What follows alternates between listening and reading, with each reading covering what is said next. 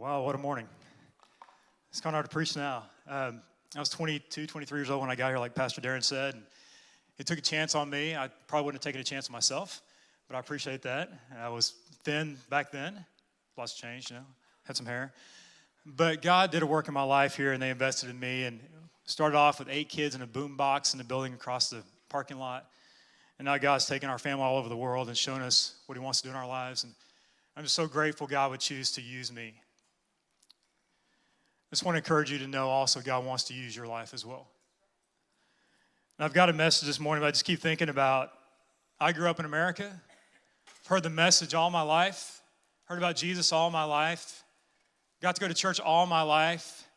I was pastoring in Carthage, Illinois, and one Saturday my son, Gideon, he says, would you come play with me? And he's probably 6 years old at the time. And I said, I can't. I got to get ready for Sunday morning because I got to preach a message about Jesus. And he said, haven't they heard enough about Jesus? 6 years old. Every week we hear about Jesus, right? But when are we going to hear about Jesus enough that it changes the way we live? When we hear enough about Jesus, it changes what we do with our lives. And we say, you know what, our life is but a vapor.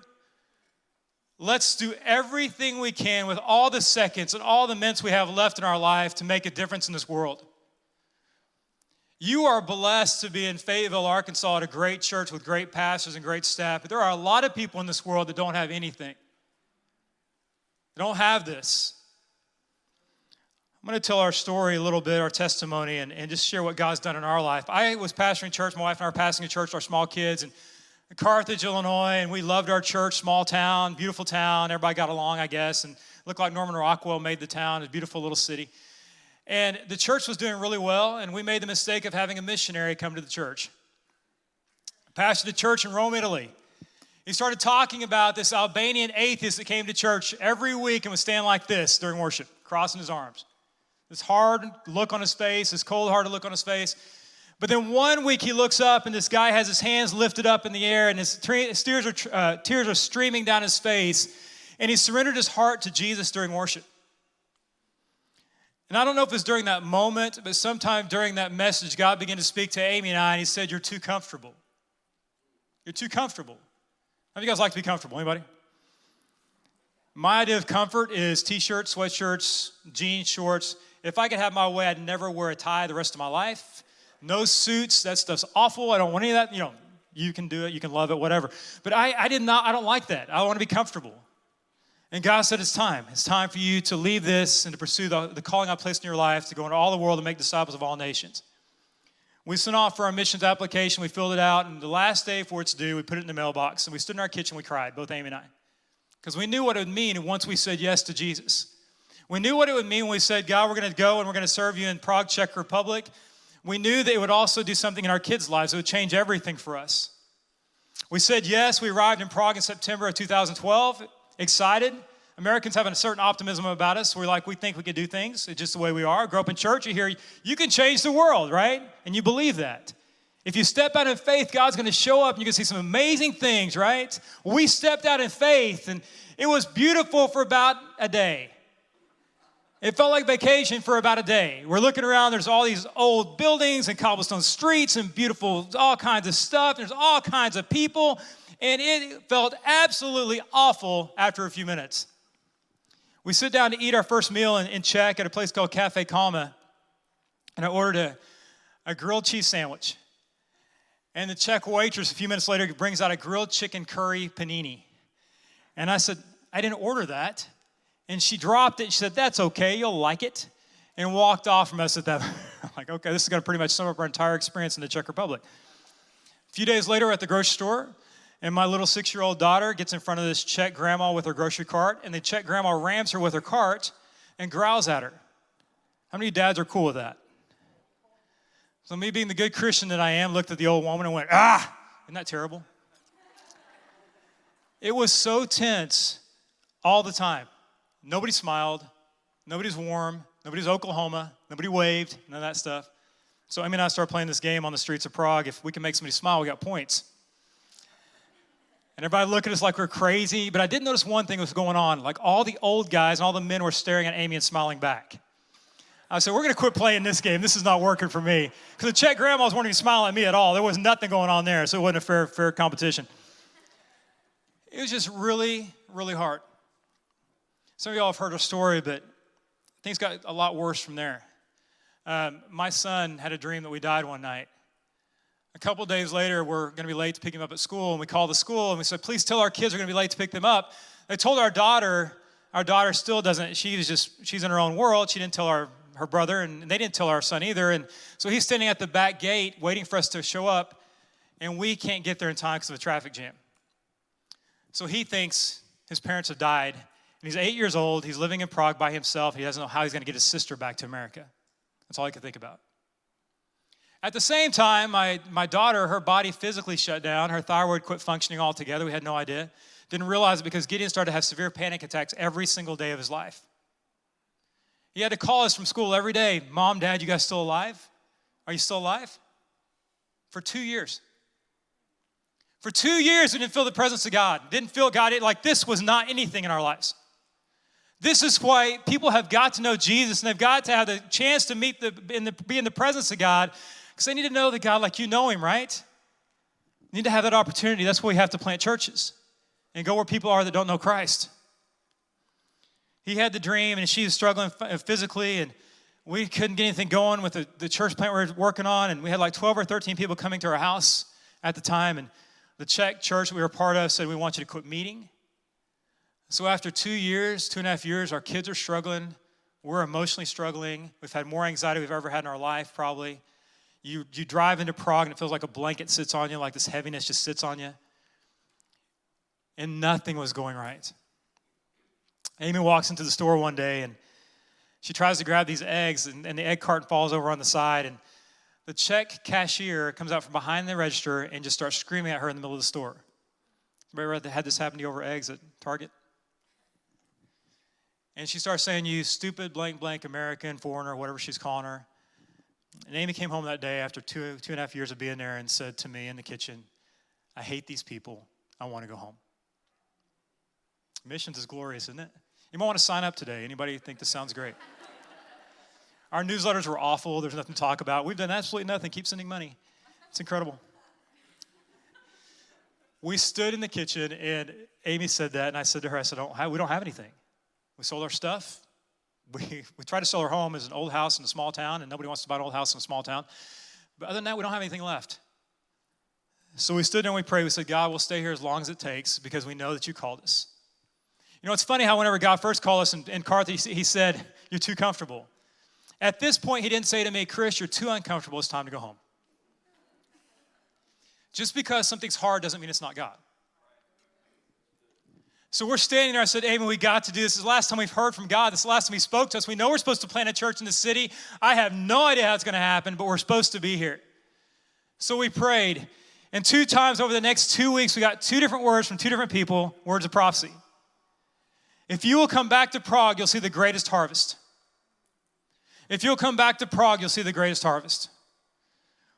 So we came home for a year to raise money to start a church. During that year, my son began to overcome some of his anxiety. My daughter grew a foot. Our daughter grew a foot. And the 12 people that used to come to our house found us and said, hey, Jesus told us to help you start a church if you come back to Prague. At the same time, the national church calls us and says, we will not do anything at all to stand in your way. We will support you. We arrive in Prague. The day before we get on the plane, we get a call from the school the kids are going to, and they said, the scholarship is gone. We can't afford to give that to your kids anymore, so we lost our money for school. A day or two before we got on the plane. We arrive in Prague, and the first day back, we get our car back that's been borrowed from somebody that was wrecked and was not fixed properly. And the basement floods with sewer water the very first week back in Prague. Once again, anybody want to be a missionary? The whole basement, brown water. It's terrible, awful. Called the Czech landlord on a Friday, said, would you come fix this? He said, I'll be there on Monday. You guys know that's not a Monday problem. I said, I think you need to come today. I'm like, there's no way he's coming today. It was just really hard. But this time we're like, okay, it's going to be okay. It's going to be all right. God said, if you start the church, I'll bring people. So on October 16, 2016, we started Heart Prague International Church. The night before we started the church, my brother-in-law and my nephew were in a head-on collision, and my brother-in-law passed away in Claremore, Oklahoma. And I thought I was going to lose my nephew. He's more like my brother. He was brother-in-law. We had to walk into church that morning, broken. But it all made sense. Because there's people. 25 people in the room that morning. The very first service. You guys do realize life is quick, right? It matters what you do with the life you've been given. Don't waste your life. So over the months, people kept coming. We had a young man from Tunisia, a Muslim young man, come in the back of the room, and he listened to worship every time he worked because he loved the feeling it brought to him. We had people get up from the breakfast at the hotel and come to church. We had a Czech family show up one Sunday, and she cries the whole service. She says, "Do you have any idea what happened in this building? This was the hotel the communist officials used to meet at during communism in Czech and determine what would happen to people like us being Christian. You'd go to jail, you'd be executed, you'd lose your stuff, you'd lose your job, you'd lose your education, whatever it was. That happened in the hotel we were meeting at. God redeemed the space. God brought so many people in that church, and the church grew and it grew and it grew, and we began to make plans for a new space. So excited about what God was doing. Oklahoma sent a team. We were the Oklahoma project that year. They raised thousands of dollars, and we had our first Sunday in our new building, nonprofit coffee shop, community space church. And that morning, it was wall-to-wall people. From front to back, there was no seats in the whole space. And all I could think about was, I don't even know how this happened. We just showed up and said yes, and kept saying yes. After church, we're looking out, and there's an old man looking through the window. He's probably about 75 years old, looks like Albert Einstein, crazy hair. And Amy waves him in. He comes in, he says, "What is this?" He says, "It's a church. It's a cafe, community space." And he's like, "Well, my name's John." I said, "I'm Chris. This is Amy." He said, "I'm a Charles University professor, physics professor." And he said, "I'm an atheist. Can I come here?" I'm like, "Of course you can come here. This is exactly why we did it." He starts coming to church that day. And I don't know what happened to John, but every single week, he brings people to church.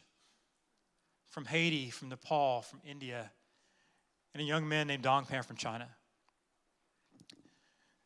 Dongpan comes to church every single week. You can't get enough of it. Do you realize how fortunate you are to be here this morning? The first time most of those people had ever been to church. A lot of them. He says, "I want to know everything about Jesus."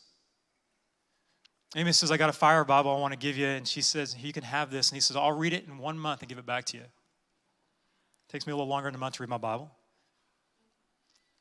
She said, "No, it's yours to keep." He said, "I'll cherish it forever."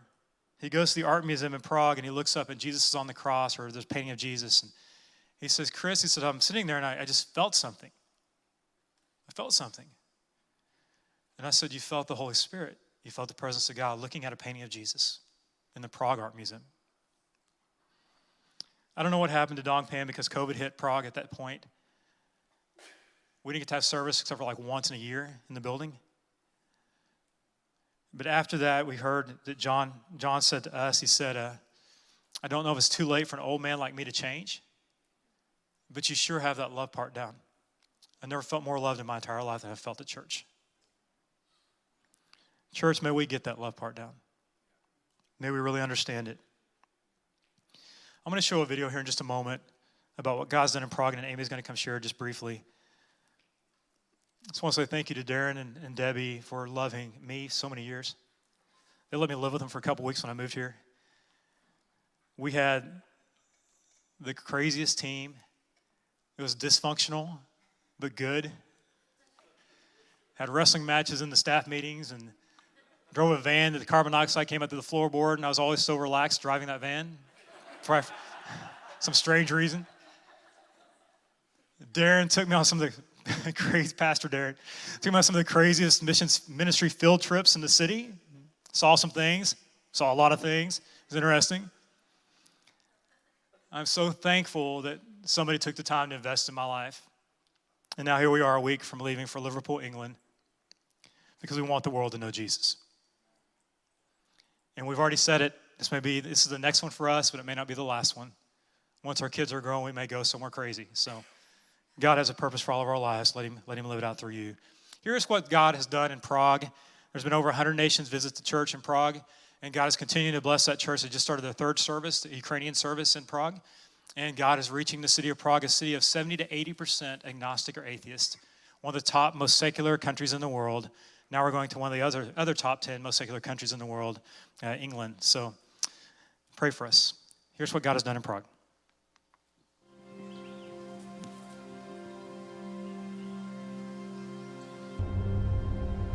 The first time we stepped off the plane into Europe was the first time we'd been there. I'd never been on a missions trip. That's crazy. You became a missionary and you'd never been on a missions trip. We moved to a country we'd never been to people we'd never seen. We'd never actually been to Europe. We stepped off the plane that day. Really optimistic Americans that thought we were going to be able to plant a church in about 5 minutes or, at least 6 months. And that didn't really happen. Started the church with 12 people in an amazing old communist hotel in Prague. And the first Sunday there were maybe 25 people there. And so in spite of Chris and I, it grew and it grew and it grew. And we saw people from all over the world come to church. You're given so much here, and you live your whole life here, and it's comfortable here. And there's so many people that will live their whole life there and never hear about Jesus. He is everything to me, and I want you to know how much he is to me. I am Chris Hales. And I'm Amy Hales, and we plant churches in Europe. Chris and I moved with our 2 small children to Prague in 2012 to plant a church. And we planted Heart Prague. It took us 5 years to finally plant a church. It was a little more detailed than we thought, a little harder than we thought. And so we just been really excited about what God's done in the church. Since we started the church back in 2016, there's been close to 100 nations come to the church or more. Probably more now. Every week, who's here today? Who's going to be here today? Indonesia, Vietnam, there's somebody different every week. People from India and, Pakistan and all the people you talk to about their lives too. And you think, man, they've seen stuff. They've been through things. Like, you just think, how blessed have we been all of our lives to have all that we've had, And then we come here and you see the rest of the world doesn't have as much as we've had, a lot of them. And then you just get to be a part of all these different people. And it's just been incredible. We've helped the Heart Prague Church also plant 2 more churches and kind of parts of other plants as well. And our desire is just to keep planting churches because, I think of the church we get to go to and how many people are blessed by their local church. And some places in Europe and some cities there are no churches or very few churches. And I just think everybody should have the opportunity to have that experience and have that family to be a part of. So that's kind of our desire, to keep planting churches and keep giving people the chance to know Jesus, to come and ask questions and to belong to something. We want to raise a team that wants to plant churches with us in Europe because we're going to plant a church that plants churches. Right. So the goal is not to go back and plant one church in some city. It is a plant a church that plants churches.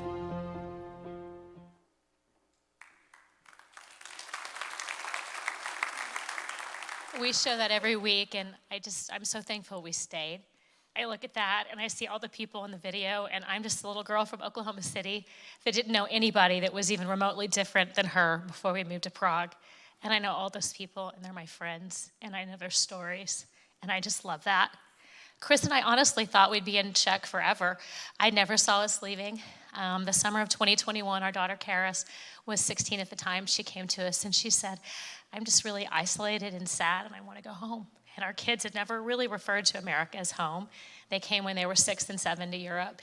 And instantly, as a mom, I wanted to go home like that minute. But we had put so much of our life into that. We hated to leave it without a pastor. So it took us about 6 months to transition to church. And we came home, and we landed.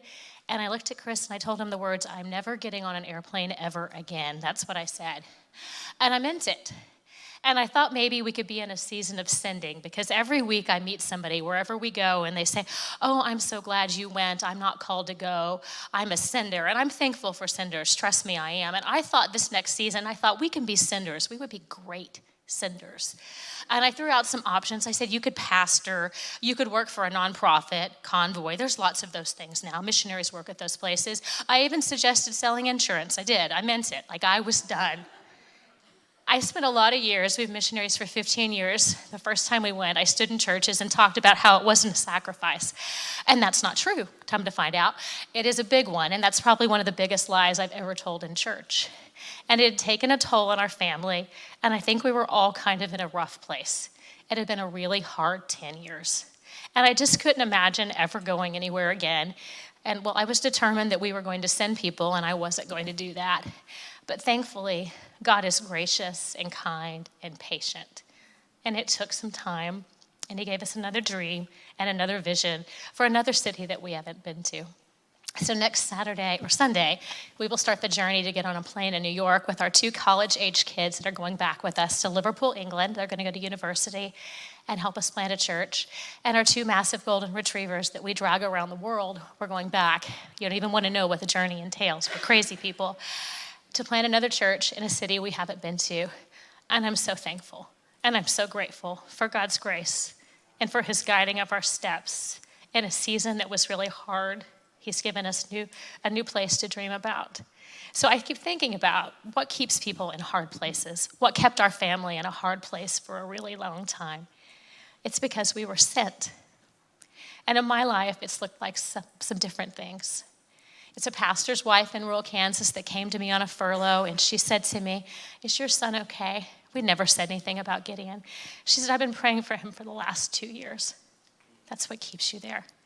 It's a lady in Dallas about 6 months ago that held up a really old prayer card, and she said, "This is in my cubicle, and I pray for you every single morning." How cool is that? People pray for their family in their cubicles at work. When it's hard, that's what keeps you there. You think it's a small thing to take a missionary's prayer card. It's not. It's a really, really big deal. I didn't realize what a big deal it was 15 years ago, but I'm telling you, please come get my prayer card today. Pray for our family. Please do. It's huge. You may think it's small. It's a lady named Bertha Ruiz that lives in North Carolina. I've never met her. She's retired, and she drives an ice cream truck to support missionaries, and she supported us for 15 years. When you want to go home, you think about Bertha Ruiz. It's a really big deal. It's a bivocational pastor that doesn't get a salary from his job, from the church, so his church can support missionaries. When you want to get on the plane and the days are bad, you think about him. You think about all of the partners that got you to a place that pray for you daily, and that's why you stay. It is a really big deal to be sent. Things like that video don't happen just because Chris and I get off an airplane and determined to stay. Yeah, it's part of it. Things like what happened on college campuses with Kyle and Heather don't happen just because they show up. No, it's more than that. It's because people invest whatever they think. They may think it's small. They invest their time, they invest their money, they invest their prayers, and they send us. That's how stuff like that happens. So I just want to say thank you. Thank you for 15 years you've been sending the Hale's family. When we were young and dumb and didn't have a clue, you sent us for the first time. And we are maybe only slightly more wise this time as we go. But I just want to say thank you. Thank you. Thank you from the bottom of our hearts. It's an absolute honor to be sent by all of our partners in our churches. Thank you for investing in our family. We are so grateful.